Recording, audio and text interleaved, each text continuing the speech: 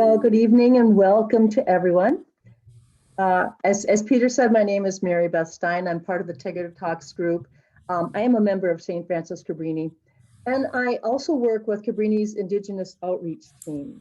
And this team provides service, but also we offer educational opportunities so that we can all learn more about our Native American brothers and sisters. And I think probably many of you know that these Tegeder Talks are held to honor the wishes of Father Mike Tegeder, our beloved pastor from Cabrini here from 2011 to 2016. Shortly before he died, he made this statement: "If I have any legacy at Cabrini, I hope it is that I encourage adult conversations about vital topics."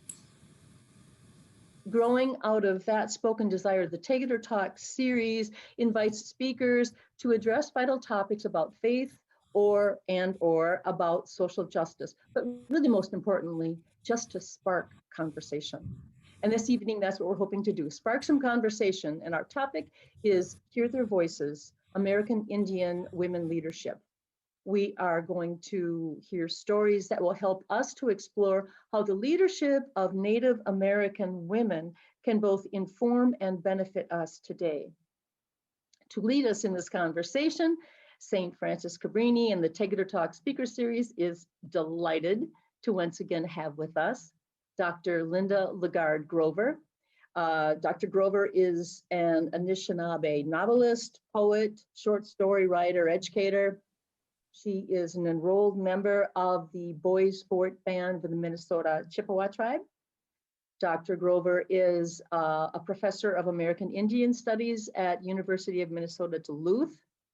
And she's written a lot of books, and I'm not going to list them all, but I do want to point out her most recent novel, In the Night of Memory. And I'll just say it is a good read. I recommend it. But I also just discovered she has a new book coming out this fall. She's calling it Gitchigami Hearts, Stories and Histories of Misabikong. That is one of the names for Duluth. And it is a book about essays, a book of essays about the land. So I think that'll be really good. You might remember that Linda joined us just last November for the Tegeder Talk event discussing what do we know about the real history of Native Americans. This evening, Linda will present the lives of American Indian women in leadership roles, beginning with the Anishinaabe creation story, then highlighting examples throughout history and bringing us up to the present day.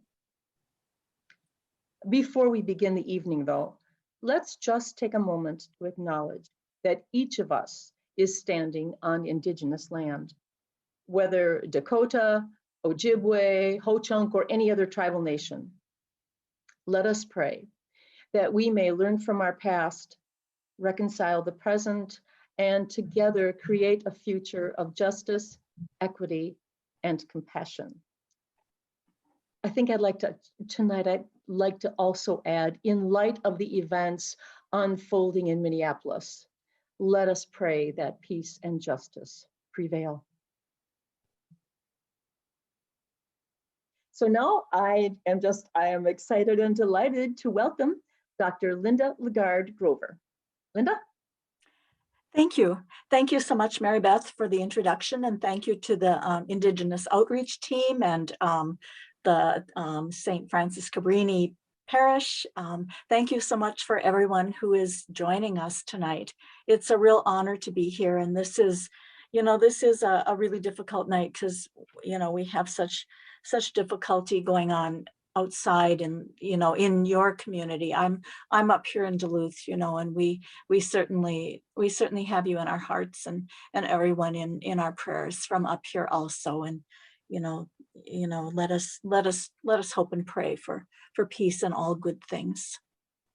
I'm here tonight to share a little bit about the idea of leadership, what that concept is in Ojibwe country, really specifically Ojibwe, since I'm an Ojibwe woman from up north here, and that is what I know. But the women I'll be talking about, and I'll have some examples and almost like little biography stories, are from tribes, you know, across the continent here. And so the concept of leadership is one that we haven't really in Indian country. I don't know if we have ever traditionally talked about leadership and women being leaders. I think it's just been a natural part of that role in, I don't know, probably, I'm sure, every tribe that I know of. And so I'm going to begin with a series of slides of pictures to show you that kind of illustrate what I'm going to be talking about. What is leadership to American Indian women? It is an integral part of our roles in our communities. And there is not one leader for any one thing. Leadership can be situational, it can be fluid. It is always culturally and spiritually based, and everything that branches out from that base then goes into, you know, all walks of life. So I'm going to do a little bit of historical stuff and then, you know, talk a little bit about contemporary times, and we'll kind of, I don't know, we'll kind of examine that concept of leadership and at what it means in native ways in North America here. So I think we'll start with the first slide, the first picture that I have here for you. And that's the title of my talk here, Hear Their Voices, American Indian Leadership. This picture is, it's a painting by Eastman Johnson, and it is part of the collection of the St. Louis County Historical Society, which the exhibit hall is in Duluth, Minnesota here, and this picture is on display. It is a group of Ojibwe women on the Grand Portage lands up in the far northeast tip of Minnesota. The picture is really interesting to me because it was done not long after the 1854 treaty, which ceded vast territories of land in Minnesota and Wisconsin over to the, you know, from Native nations to the United States.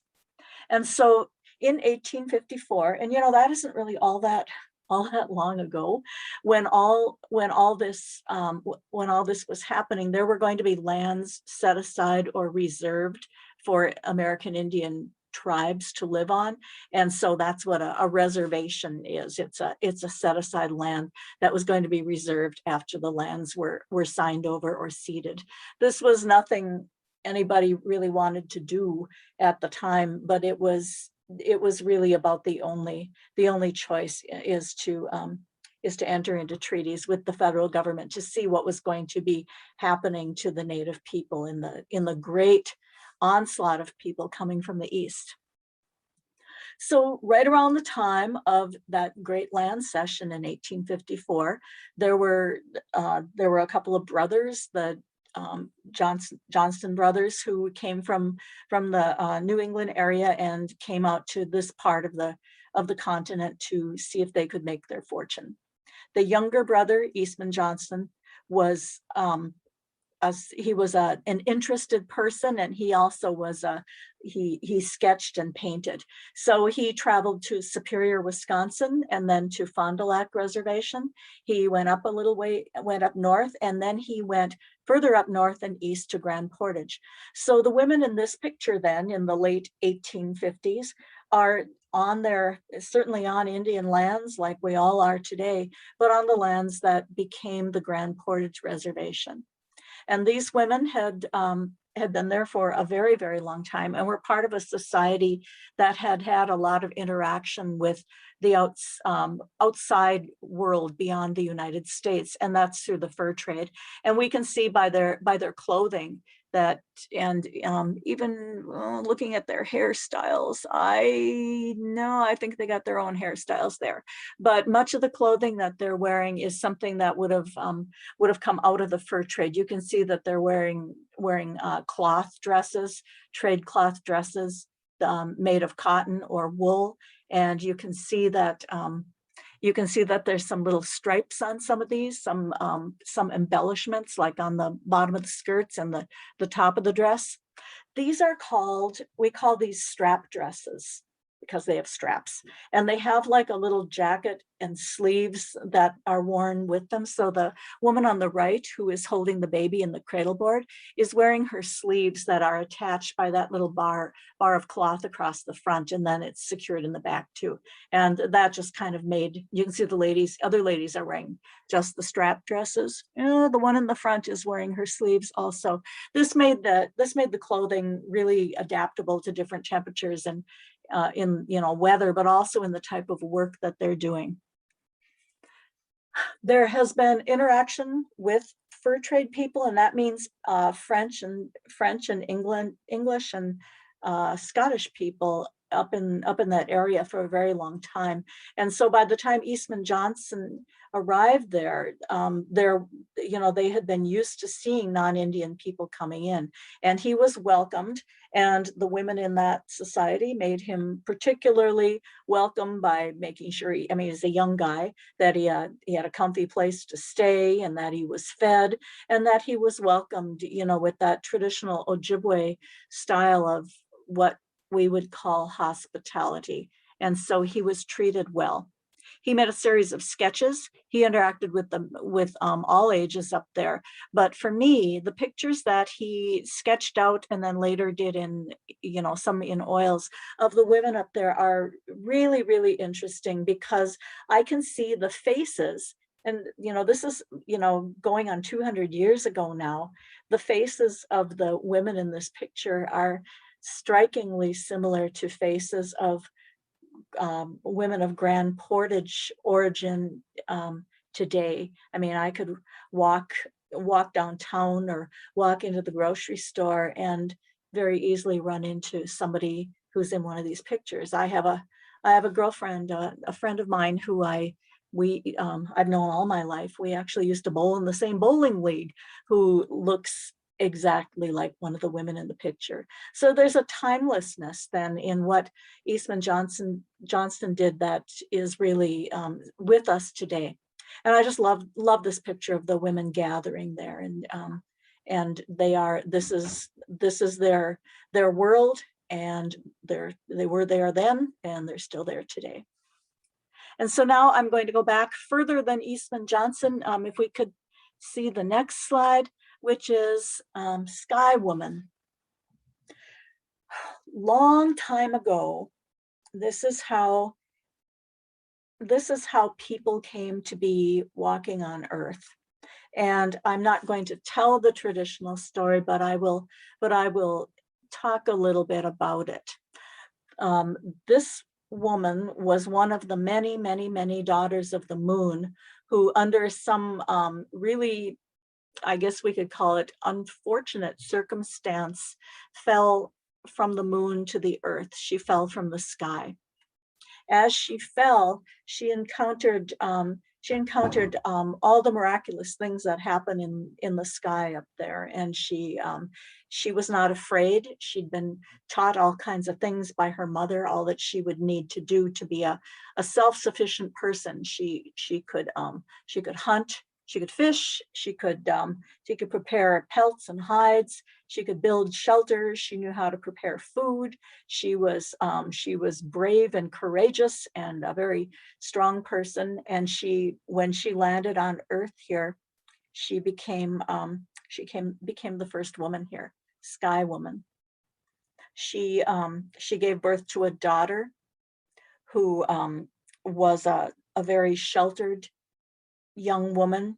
Her mother took very, very special care of her, and that young woman, under some really difficult circumstances, became pregnant and gave birth to a couple of small babies, and one of them was our Nanabuju, who is the Ojibwe spirit hero who has walked the earth for the ages here, and his many encounters and adventures made the world the way that it is today. And so this woman, Sky Woman, then was Nanabuju's grandmother, and she's referred to as Nokomis and some people say Nokomis. And Nokomis then is the grandmother of us all and is greatly honored because she taught Nanabuju everything he knew. He did a lot of amazingly foolish things as the earth was coming about to the way it is today. But with the guidance of his grandmother, then he was able to be not only foolish, but also developing wisdom as he walked. And so this is a painting, you know, of Sky Woman as she's falling to the earth here. And the next slide. And we're moving up quite a ways in history. And many people have seen this picture of Pocahontas. We don't know if that's exactly what she looked like, but it probably is. We know that Pocahontas, you know, there's a Disney movie about her, which is not really accurate at all. When she met John Smith, she was 12 years old. There is no evidence or documentation of any type of romance between them, like there is in the Disney movie, where he's this, you know, extremely handsome blonde guy and very taken with what we hope is a young adult Pocahontas. But she did fall in love with and marry John Rolfe, who was someone who worked for the Virginia Company, as did John Smith. And she became not just a translator, but an actual businesswoman. She transacted business things for the Virginia Company, and she became quite a significant figure in the operation of the Virginia Company here on soil here.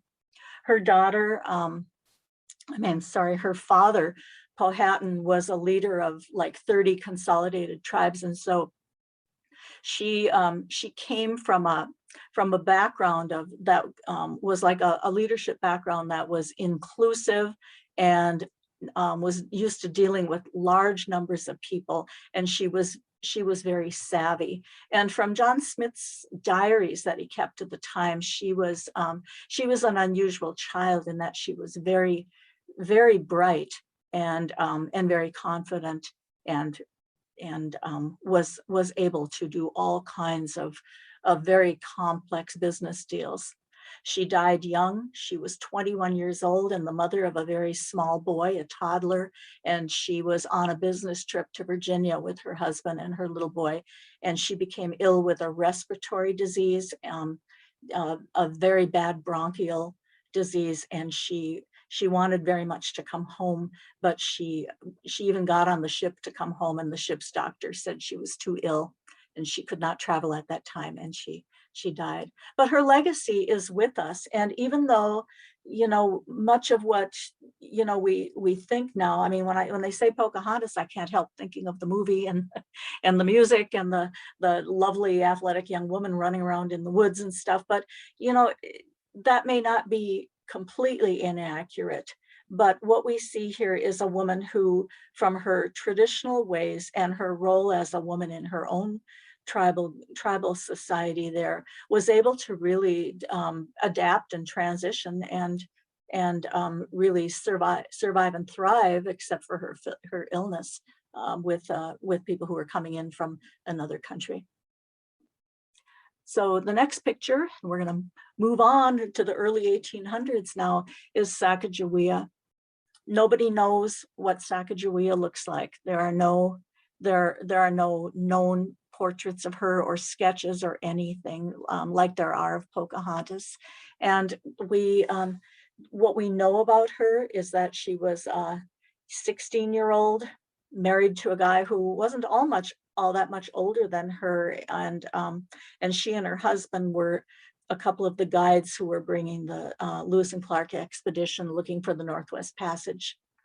She gave birth to a baby while they were on the journey, carried her little baby in a shawl tied onto her back across country. I can't imagine a 16-year-old girl being able to do this, but she also, her role in the company there was just the same as anyone else's. I mean, she had a vote to make decisions along with all the other people in the expedition were guys. they were men, but she too was more than an interpreter.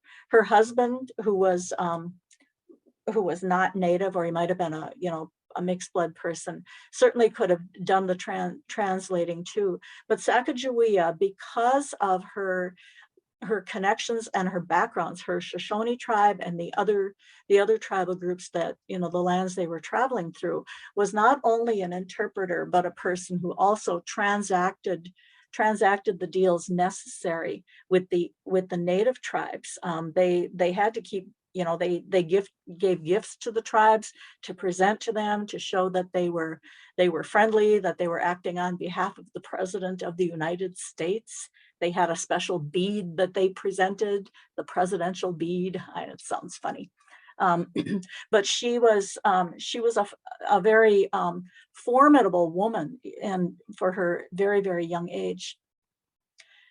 In the days after that, she was living with her husband. I think she had another child, and then she just dropped out of sight. Nobody knows when she died. Nobody knows where, and nobody knows where her body is. As a young woman, she had traveled quite a bit. She had been actually sort of kidnapped by another tribe. She was presented with a sash that was made of blue beads. And in her tribe, the sash of blue beads was given to a young woman who was exemplary, who had mastery of the skills that she would need to live. She could do all the household things and manage the home. She could manage the many tasks that women had in those days. I mean, it was not an easy life. I mean, partnering with the men in the tribe, and they did a lot of processing of pelts and hunting for food. She was an exemplary young woman in all these ways, and for that reason, she wore a belt of blue beads. And so sometimes when we see paintings of her, she's wearing that belt of blue beads, and people say, "Isn't that a lovely thing?" And I know I'm a person who has a love of blue beads myself, and when I learned that, I thought, yes, this suits this young woman. And I wonder myself, that sign of her leadership, what happened to that belt of blue beads? And I've wondered that, did it end up on the ground somewhere at some point? Was it lost? Is it sitting in a thrift shop or an antique store today, waiting for somebody to purchase it? And really, what exactly did it look like? But it had great significance to her. And also was, I guess it was a sign of the esteem and her position for when she went with the expedition. And the next slide is, this is a memorial. We don't have a painting of Nancy Ward. She was a Cherokee woman, and this is in the years not long before the Trail of Tears and the great journey of the Cherokee people from the southeast, kind of Tennessee, Georgia area over to what is the state of Oklahoma now.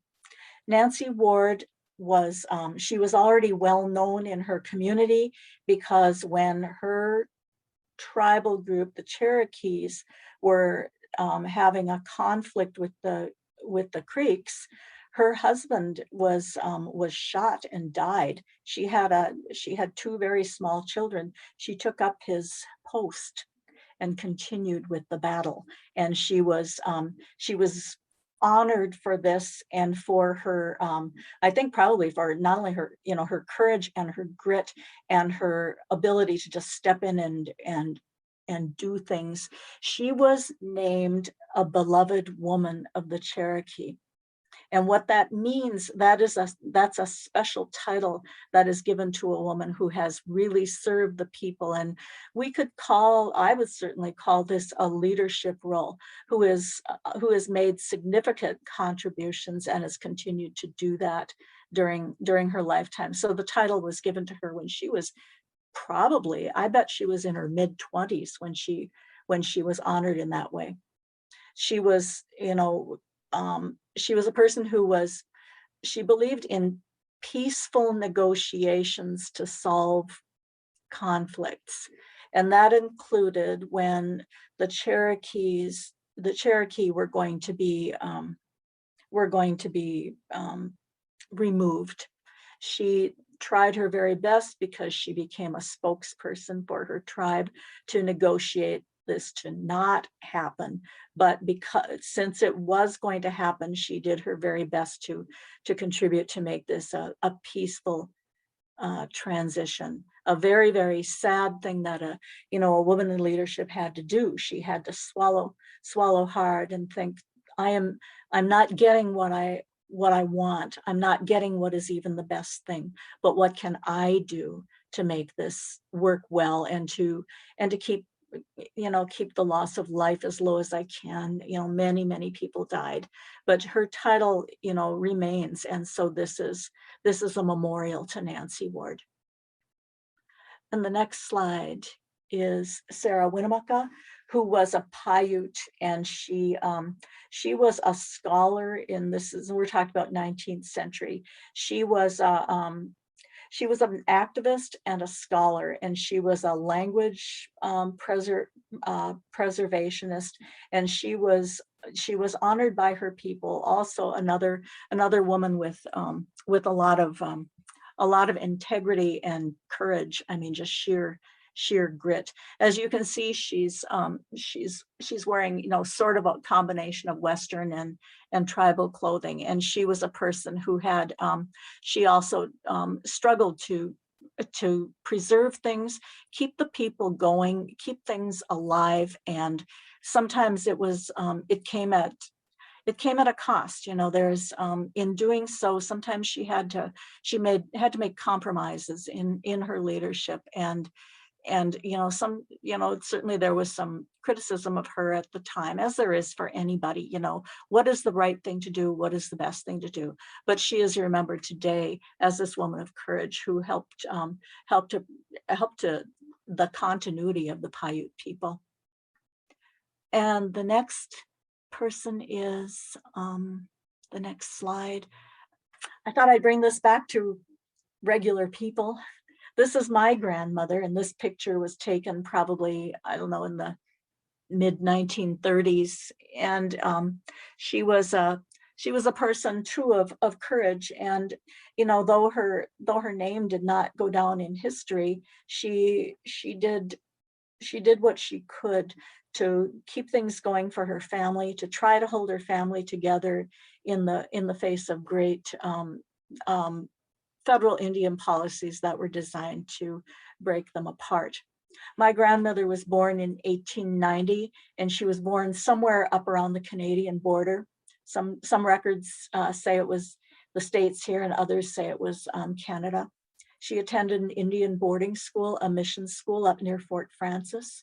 When she got a little older, her family moved a little bit south to where around where Tower, Minnesota is, in the woods north of that, and she attended an Indian boarding school then in the area of Tower, Minnesota. She was from a family where the children were removed from their parents, and motherless children. And the same thing happened with her own kids. Her children were removed and sent away to various Indian boarding schools, and just shuffled in various different places in Minnesota and Wisconsin. Through that all, she maintained her beliefs. She maintained as the best she could her language and her cultural practices. She was a believer in, as we all are, in what you might call the cultural arts, being connected to the spirit and the soul, and to the religious beliefs. And so she could make things. She could sew. She worked at a mattress factory in Duluth here. She could make birch bark and willow baskets. She could do beadwork, and she was I guess you might call sort of an artistic kind of person. And she believed very in doing what she could to pass that on to her children. And several of her children then continued this. So without her, we wouldn't have what we have today in a very large extended family. And the next slide is my aunt. This is one of her children. As you can see, this girl is in a wheelchair. It's kind of a very old, kind of fixed up, almost like a homemade wheelchair. She was in a very bad accident when she was 16, and she was a girl who was following the teachings from her mom. So she did what she could to keep our language going. She was very artistic. She could do all kinds of the craft work. She could sew. She could make clothing. She could make powwow clothing. She could make toys for children. She was a beadwork artist, and she too could make baskets. She became, in that part of the family, they became people who created many pieces of traditional arts that they sold or traded, and even had what you might call, they called it the Indian stand. It was a tourist stand on Old Highway 61 up by Grand Portage there, where they sold their arts and other people's arts for cash money. Because by the time you get to this part of the country, or this part of the times, we've got a cash economy here, and Native people needing to deal with how do you get cash, which you're going to need for some of the things you're going to spend. My aunt, Patsy, they say, and you could see she was in a wheelchair, and yet she is credited with returning traditional dance to the young women of the Grand Portage Reservation in the 1940s and 50s. How she did this, I don't know, but she returned the making of some of the traditional clothing and also the dance. And she is remembered with great appreciation for that. And the next slide is going to the earlier 20th century. Ella Deloria was a Yankton Sioux or Dakota. She went to boarding school like so many people did. She became an anthropologist. She became a linguist, ethnographer, and she wrote at least one novel work of fiction that is still used in classrooms today in colleges. I have used this book myself. It's called Water Lily, and she wanted to tell the traditional story of the Yankton, the Dakota people. Her book moved across a pretty large geographic area. And in that, why did she write fiction? Because she wanted to make something that would be accessible, readable, and that people might be interested in learning about something through the story of a young woman from a long time ago. As an anthropologist, she did a great deal to contribute to the study of Dakota and other tribal people of the upper Midwest, but she also, with the study of them, she had her approach, because she was a traditional lady, integrated traditional ways of teaching and learning into an anthropological academic field.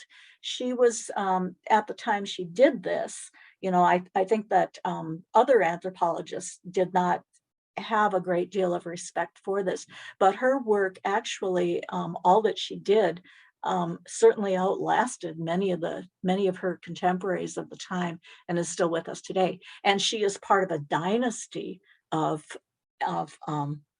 academic people, the Deloria family, Vine Deloria, Philip Deloria, people who also kind of were able to mesh old-time traditional ways with something that was coming in from the waves of people coming in from the East, immigrants from Europe. So, and the next slide is Ada Deer. She was actually, I know we have a Secretary of the Interior now recently appointed, but Ada Deer was actually Assistant Secretary of the Interior and head of the Bureau of Indian Affairs during the Clinton administration. She is a Menominee lady from Wisconsin. When she was a young person, a federal Indian policy called termination was implemented here. And what termination meant was the termination of Indian tribes as sovereign nations, as government bodies. And with the termination of tribes and would be the termination of citizenship, and there would no longer then, ultimately, the big plan was there would no longer be any American Indians without that status of a connection to a tribe. That wouldn't exist anymore. As a college student, she and a couple of her her friends fought termination from the time that it was passed for the Menominee tribe in 1953. And this is what she spent. I mean, she was truly a dedicated person. She was savvy. She was unrelenting. She never quit. And actually, the termination of the Menominee tribe, which had been a disaster for them, was reversed by President Nixon in 1973. And then it took until the 1988, I think, for that policy to be officially dropped by Congress. And Ada Deer and the young people who worked with her deserve the credit for that. She has been appointed to a number of presidential commissions, and she was, I think she might have founded the Native American Business Association, and she is still active, and she is a leader in Indian country and outside of Indian country. And the next slide is Ruth Myers, who was an educator, but more than an educator, in the state of Minnesota. She was a Grand Portage woman. She actually, her mother and my grandmother were best friends. Ruth became active in politics and with local and regional politics here to start. She was she and her friends worked. They really, I have to say, you'd have to say, fought the fight for civil rights for American Indian and African American people in this area. With her dear friend Marge Wilkins, who was an African American woman, they would come together to school board meetings in Duluth here, and they would address the school board with their concerns. They would walk in together, arm in arm, and I remember them and how moving it was to just see them together, so brave. And you know, we're talking about like the early 1960s, so they're wearing their pumps, their nice heels, shoes, and their good coats and a hat, and walking into a school board meeting and addressing what looked like a very intimidating bunch of people. She eventually was on the State Board of Education. She established the what is now the American Indian and Minority Health Center at UMD. Was instrumental in getting the medical school that we have up at UMD, with its emphasis on Native and Indigenous healthcare. And the library at the Tribal College at Fond du Lac Reservation is named after her. And there is a school in Duluth, an elementary school, that was named, probably within the last 7 or 8 years, rebuilt, brand new looking, and named the Myers-Wilkins Elementary School after Ruth Myers and Marge Wilkins. The two most, in my opinion, significant women in Duluth's history. And it's our honor in Duluth here to have a school named after them. And the next slide is Wilma Mankiller, who was the elected principal chief of the Great Cherokee Nation in the 90s. She was the first woman elected. That is a very large nation there. And she certainly had her work cut out for her, and she was, as the first woman in that large group of people, and she became a national figure. Watching the clock here. And the next slide is LaDonna Harris, a Comanche woman from Oklahoma.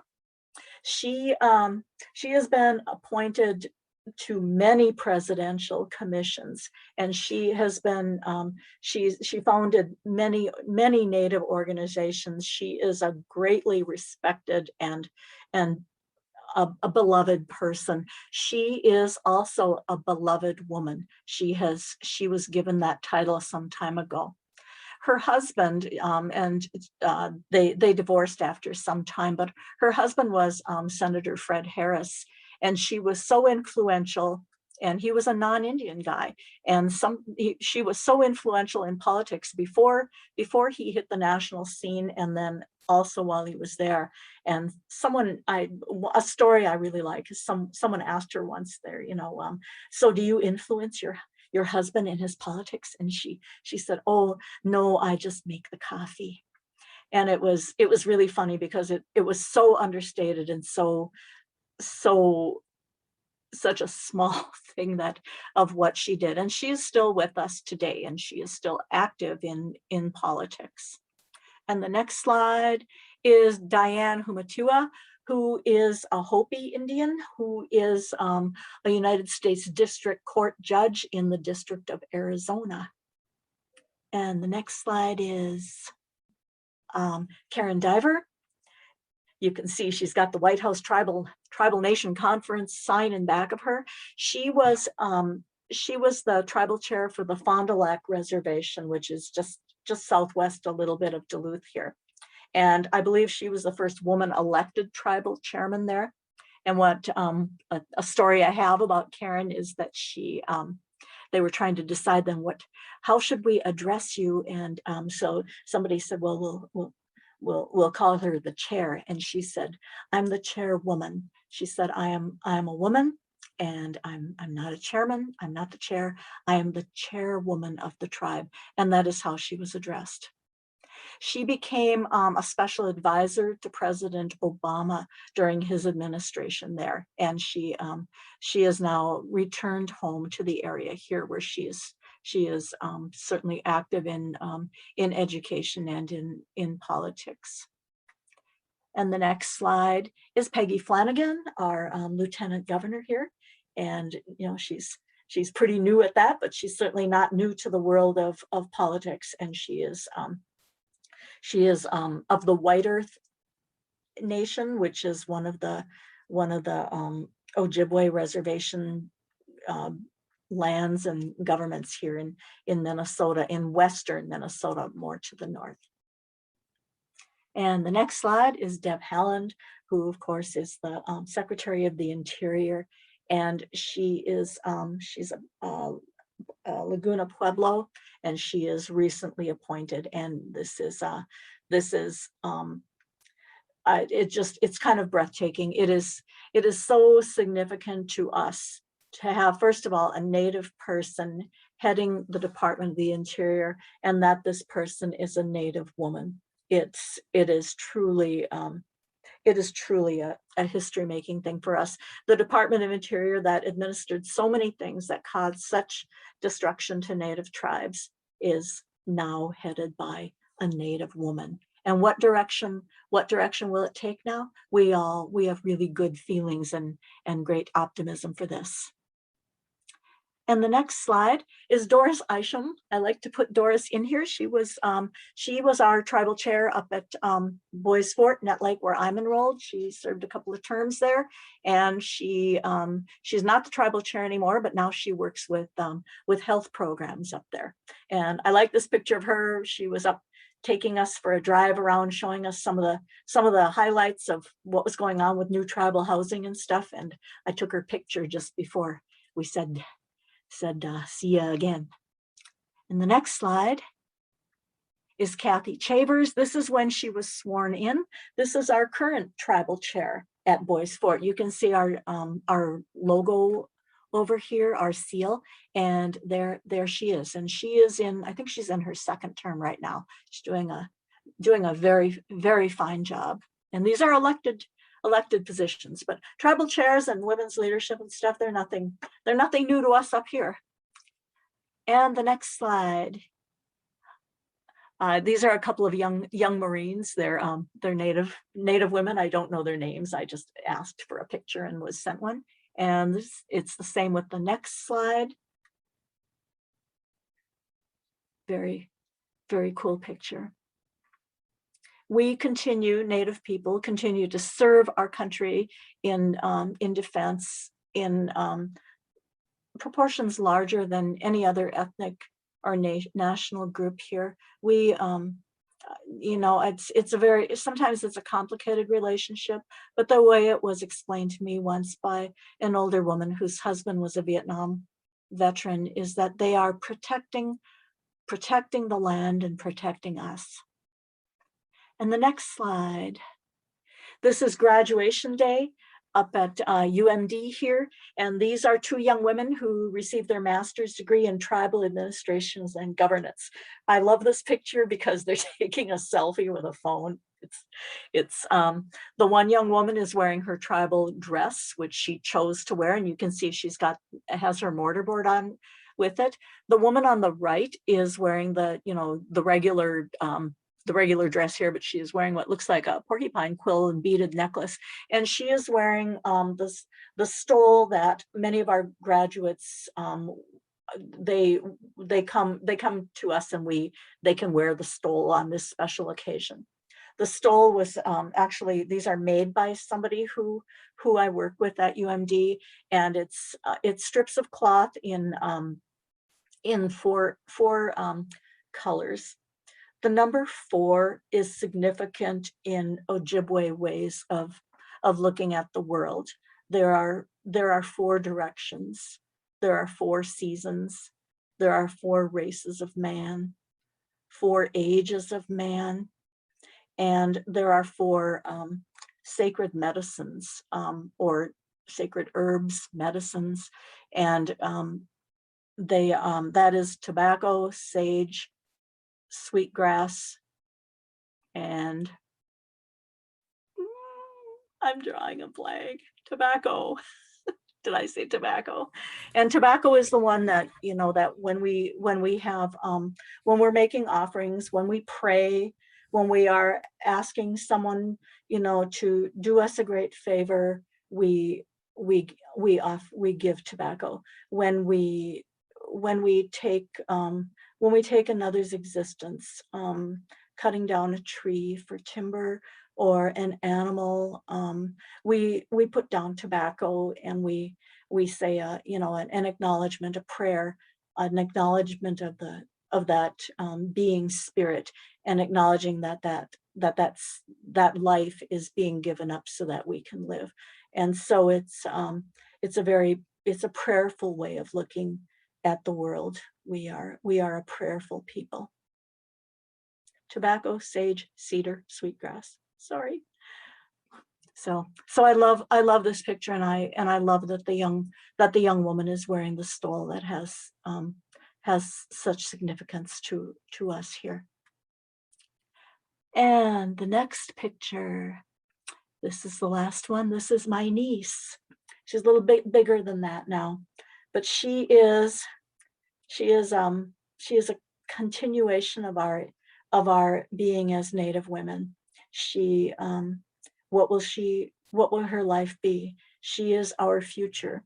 In this picture, she's very serious in this picture, but I really like this picture because she's wearing a UMD Bulldogs outfit from the University of Minnesota Duluth, where I work and where her dad works too.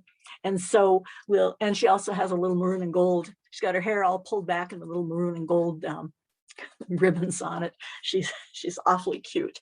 And so she will lead us into the what is tomorrow, into the future. You know, she has a great deal that has gone before her. She has the strength and beauty and the courage of Native women, and that awareness that there are people who were there before them.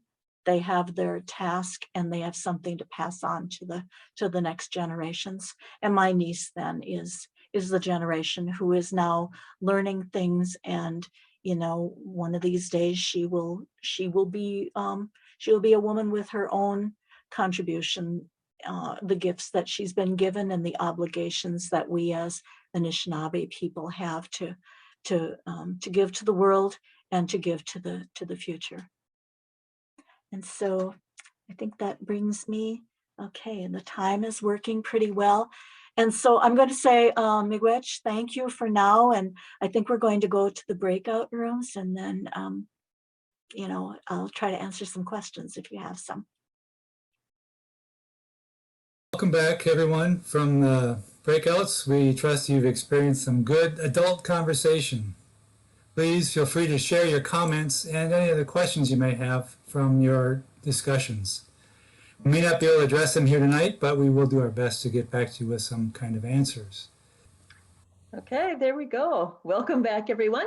I hope you had some fruitful discussions. And if your conversation has kind of sparked an interest in you, something that you want to pursue, well, why don't you send us an email to indigenousoutreach@cabrinimn.org. Maybe we can kind of develop something together. Again, that's Indigenous Outreach, it's all one word, @cabrinimn.org. Okay, Linda, we've got a number of questions, so let's just jump right in, huh? Okay. First, where is the Nancy Ward Memorial? I had to look that one up when I was researching her. It is in Benton, Tennessee. It's in the Tennessee River Valley, and that would have been her homeland. Ah, okay. Yeah. Great, thank you.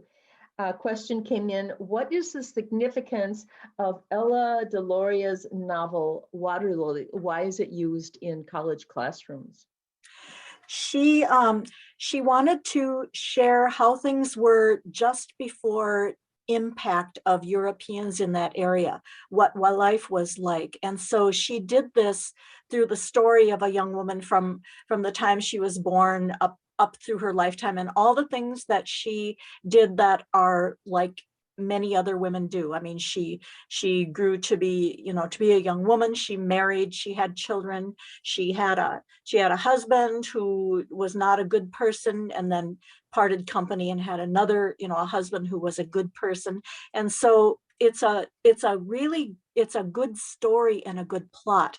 But what Miss Deloria wanted to do was to integrate very important historical and cultural things into this, and things that are everyday life, but that also then illustrated what the what would you call it, the anthropological stuff, the societal structure there. And so yeah, it's the reason I started using this book is I went to a conference some years ago, and there was an elderly man there, and he just in passing, and he was not a professor. He just said, if there was one book that I wish that all non-Native people would read, it would be Ella Deloria's book, Water Lily.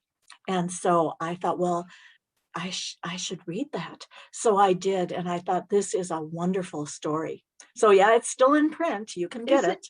And is it accessible for like somebody who's not like wanting to do college level work, but just read a book? Oh, okay. Yeah, okay. it's a novel. Okay. And yeah, it's good. Good. I'll add it to my reading list. Yeah, yeah. Okay, a question came in about Ada Deer. Did she move the needle very much on Native American awareness among the dominant culture? So like, did most people know about the termination policy? I don't think most people knew about it. I grew up, I was born just right before this thing passed. And so it was part of my existence, up until, through the birth of my children, as they're graduate from high school and everything. And so for me, it's always right there, even though we didn't even think about it. It was just part of life. And so what Ada Deer did though, and this, I think the most significant thing is really strengthening tribal sovereignty and tribal governments. And so with the restoration of her own nation, I mean, the Menominees were like a textbook poster child of everything that could possibly go wrong did. And she and the other young people grew to be old people as they worked on this. And though maybe not everybody knows who she is, she is I believe she's made one of the really significant contributions to tribal sovereignty, and she didn't come in like apologetically, like, hi, I'm this 20-year-old college girl, and I'm, I mean, she just came right in there, just in the same way that her mother or her grandmother or her great grandmother would have. She had that strength of tradition behind her. Okay, thank you. Can you say, do most Native American cultures easily embrace women leaders, or do you often find patriarchal attitudes which the Western culture has been so steeped in? If we see evidence of that, it's something that we generally try to push out of the way. I know that Wilma Mankiller talked about that, and I believe that she felt that that was an influence from outside that came into this very large nation that she was the principal chief of. But we have not seen that. Up here where I live, and with Ojibwe people, and I'd say probably with most other places, I mean, the tradition is that women are certainly equal to men. We don't even think about it that way because they just are. I've seen there's something called indigenous feminism, where this is something that's all over the world. What is feminism in indigenous cultures? I mean, here in Africa, in India, and it's really kind of funny because there have been a lot of older women, when this term first came out, said, what would we need feminism for? That would only send us backward. And so I think the understanding is that it has always been this way. We are in this position, and women are honored for, I mean, we are the gender that, I mean, we're Nana Boozhoo's grandmother. We are the gender that carries life and births it into the world. If nothing else, we are, because of us, human beings exist. Wow. So would you say, is that the case for most Native American or most American Indian tribes and nations, that attitude you just described? I think so. I mean, it's not like there hasn't been influence from outside that has caused some tremendous problems, but yeah, that's basically how it is. And so it was the concept of feminism was one that was just, I mean, there are older ladies who were just kind of going, why would we do this? So. Okay. Along similar lines, is it common for Native American women to be spiritual leaders in their communities, or is that generally a male thing? Oh, no, this is men or women. Up with Ojibwe people, our religion, is the Meday religion. I mean, the people who study Meday and become leaders, and some people call them priests or stuff. They are women or men. There is not any difference in any way there. Nice. Okay. A question has come in. I don't have it up in front of me, but how are young Native women? It seems like a lot of the leadership of the women that you talked about, they started it really quite young. And how are Native women now, young women now, being taught and prepared to be leaders?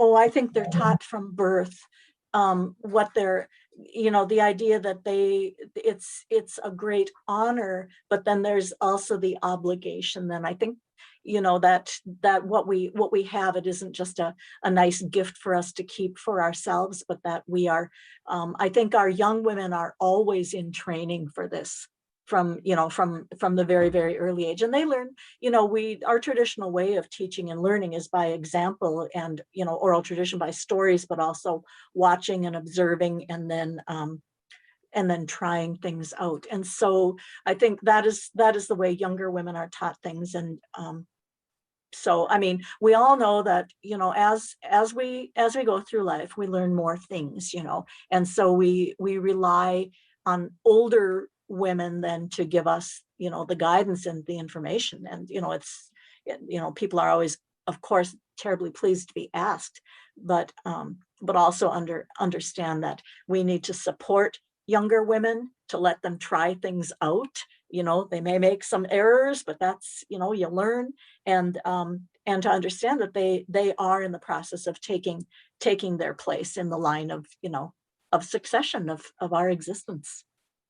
So it sounds like what you're saying is empowering girls to see yeah. themselves as leaders. It's just really a part of the cultural fabric. Yeah, yeah.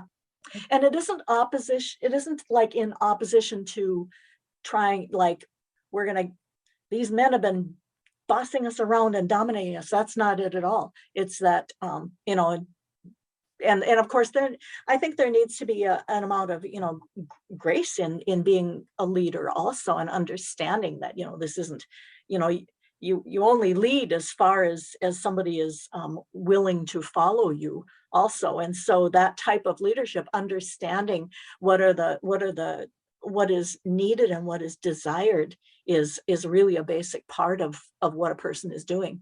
And that not everybody will lead all the time for anyone in any one way. Okay. And so, and also I think I heard you say then that the leadership that young girls are being taught, it's not over and against the boys. It's just kind of a way of being. Okay. Yeah.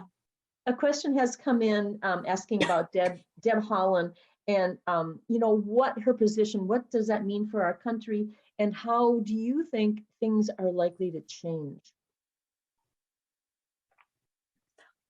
She has experience and a history of working with tribes and with tribal governments. She has a knowledge of what there is before her and what she has to work with now. And I believe she'll get a lot of support from tribal groups. We won't all agree with everything that she does, but I think she will lead with integrity and with that tradition, that spiritual tradition behind her. Okay, thank you. This has come up now a couple of times. People are wondering, when you were talking about the sash from the women that graduated, the significance of 4, but among that you mentioned 4 races and 4 ages, I think. They're saying, what are the 4 races and what are the 4 ages? Well, there's red, black, yellow, and white on the sash, and those are the 4, if we're going to say the 4 races of man. And then, there's like babyhood, childhood, and then young adulthood, and then adulthood and elderhood. And so, yeah, some people call them like the 4 hills of life also, which is interesting, the view of the world from each hill. And so that number 4 is significant in our way and in many, many Native cultures' ways. And how about the 4 races? The 4 races, the red, yellow, black, and white. Yeah. Oh, yeah. So the okay. colors on the sash are the 4 races. Yeah. So there's 4 directions, and there's 4 races. And, of course, these days, there are people who are, certainly not of only one race either now. And I think that is such an interesting thing as our world, proceeds with how we do things. But yeah, it's the number 4, and it's very, it is significant. Okay, thank you. Okay, I understand that men and women in many Native American cultures have roles differentiated by gender. Are the men's roles granted higher status? No. Our belief is that everyone was created, and this is a spiritual religious belief, that everyone and everything was created with a purpose. And so one is not better than another. I mean, your roles and duties are in many tribal cultures, I mean, including my own, there have been roles that men have done and that women have done. But there have also always been men who, men would do the heavy lifting, warrior, dangerous work. physically dangerous stuff. And women then tended to be closer to the home. And this doesn't mean an easy life. I mean, how do you like to build your own house? So, but that there, and women give birth and they carry children before they're born and after they're born, and they also care for people as they get older. But at the same time, there have always been men who biologically have been more suited to what we might think of as women's roles, and women too who have biological women who have been suited to men's roles. There's an old story. I mean, it's a real story of a woman warrior in Wisconsin who is famous in the Ojibwe tribes in northern Wisconsin, who was quite the warrior. And so we are supposed to always have great respect for however anybody is. And then there are within this too. I mean, there are they call them two-spirit people who are who are gay people. And this has always been this way. I don't know if the two-spirit term has always been here. I have to say, I have a relative who has said that he is not two-spirit. He is a man who has a relationship with another man. So he says that I don't have two spirits, but that's his way of just kind of examining things.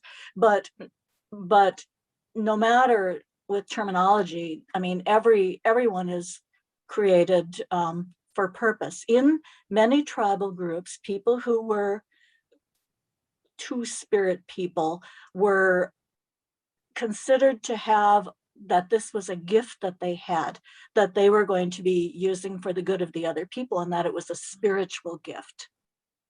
So not all tribes, but in many. And so there has always been an acceptance like this. I mean, and so it's, so I don't think it's, in the old days, sometimes there'd be two women living together, or two men living together. And this was not a, something that people would be critical of, I guess. Just no or big even deal. accepting of. It was just the way it was.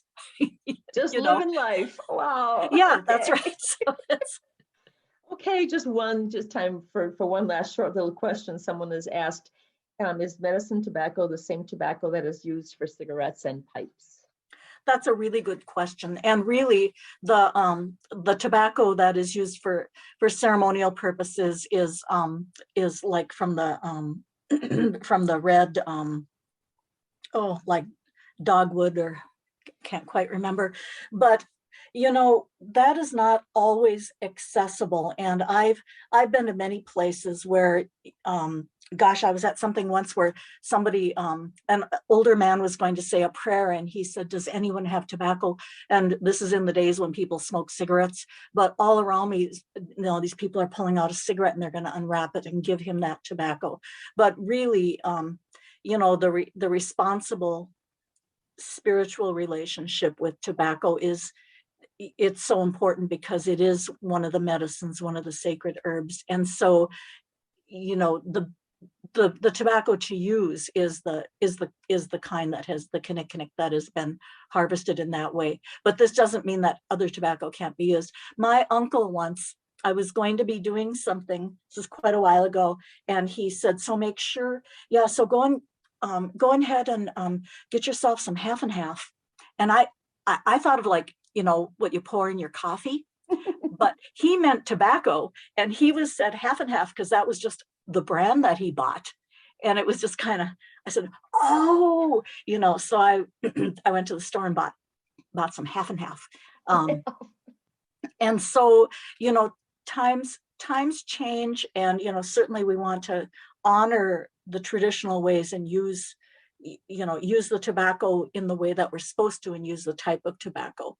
But it doesn't mean that it's a bad thing to have a pouch of tobacco. And many times I have seen a pouch of tobacco from the store being offered to someone. And there is a respectful way to do this too. In some communities, one is supposed to open the pouch and stir it a little bit, very, very gently with your finger, and then close it up and give it to them. And it's kind of a very personal touch, and it also makes it, I think, easier for the person receiving it to open it up. And so there are different customs wherever you go. It sounds lovely and very respectful. Mhm. Thank you I'm so sorry if we weren't able to get to a question that you had sent in. We've kind of running just a little bit over. So Linda, thank you for those answers, for enlightening us with that. I would like to thank our technical magicians, John Hartman and Peter Koenig, for this conversation this evening. And just a great big thank you to you, Linda, Dr. Linda LeGarde Grover. What an engaging presentation, and opening us up to new understandings, and giving us vital information for vital conversations. So thank you for that. And thanks to all of you for joining us this evening. I hope that you've been inspired and informed with some new visions of leadership. And just so you know, this evening is being recorded. You can access it by going to the Cabrini website and go to the Tegeder Talks page, and there should be a link right there. And also stay tuned for this fall. The Tegeder Talks will offer a series on housing and homelessness, so keep an eye out for information on that. Linda, again, thank you very much, and thanks to every one of you. Good evening to everybody.